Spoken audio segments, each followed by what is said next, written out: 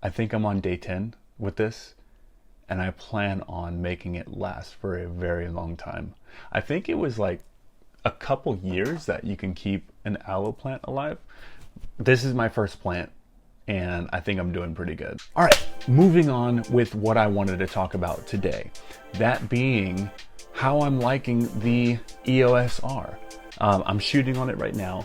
Mostly everything that I have been shooting in the past few weeks have been on the EOS R. I've actually never picked up my Sony, and I used to be a huge Sony fan. I used to be a very big Sony fan. Now that I have this wonderful camera, I feel like I haven't even batted an eye at the Sony. I feel like it's like the neglected child, you know what I mean? But one thing I will say, one thing that I miss dearly is the 50mm 1.8 lens. I miss that so much, and the only reason why I'm not using it is because it's not compatible. It is an E-mount lens, which is going to be for Sony, and right now I'm using the Canon.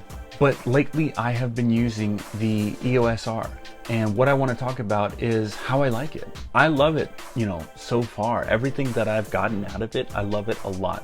One drawback though is the battery life. The battery life isn't that great. Canon, you got to work on that. Quick fix is just, you know, buy another battery. That way if one dies, I can just pop it in there and then replace it. Boom, I'm good to go. I was actually doing a shoot yesterday for my friend Isaiah, and unfortunately the battery died. You know, nothing I can do unless I had another battery. So aside from that, the Canon EOS R is by far one of my favorite cameras that I've ever owned, like by far. One thing that I do need to invest in is either an adapter so I can put the 50mm 1.8 lens on there, or just buy another 50mm lens for the Canon itself. First things first, what I really like is the fact that you can shoot 4K. Absolutely amazing. Unfortunately, it does crop the video.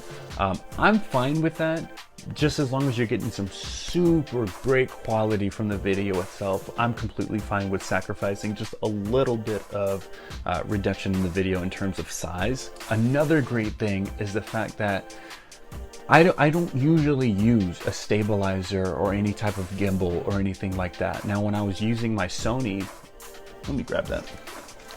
Let me grab that little thing. Now, when I was using my Sony, this thing is tiny. It's like really small. So since I don't have a gimbal or any type of stabilizer, when I'm shooting, it's really easy to kind of shake a little bit, only because it's so light. Now when I use the EOS R, it's a lot bigger. The lens is bigger.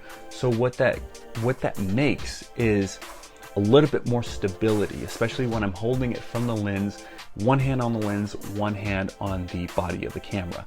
It makes a lot more room for stability for the camera. So there's not a lot of shakiness with this camera itself. And you can see with, you know, with the footage that I've created in my past videos, there's not a lot of shaking going on, and that's without using a gimbal. Another thing that I like about the Canon EOS R is actually face recognition and eye detection. You can change your autofocus points to focus on the eyes. You can have focus on little small things as well too. So say for example, I wanted to focus on the candle in the back.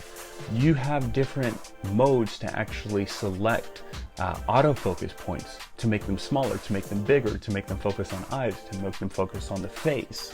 Having all of those options are a huge deal, especially when you're trying to shoot something a little bit smaller or a little bit further in the background. So having those really helps out a lot. The main thing that I want to sum up is the quality. It is so good.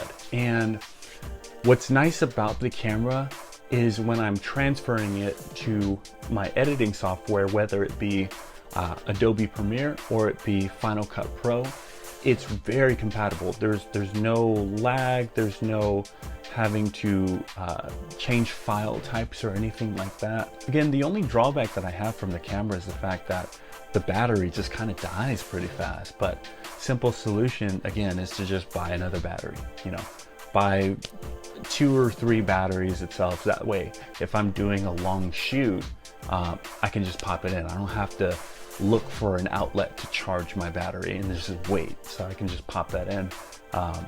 But I would say Canon, you know, work on that just a little bit, because battery life is important when it comes down to filming. It would be different. I was shooting photos, but I'm not. I'm shooting videos, which is going to be a little bit more draining for the battery itself. Another thing that I like is that this is a full frame lens. This is a 24 to 240 lens. So if you really want to get some very wide angle shots, you can do that with this camera. I will be looking into more lenses along the road. They can get kind of pricey, but one thing that I will be getting is going to be either the adapter to put my Sony 50mm 1.8 on there, or just buying a Canon 50mm 1.8.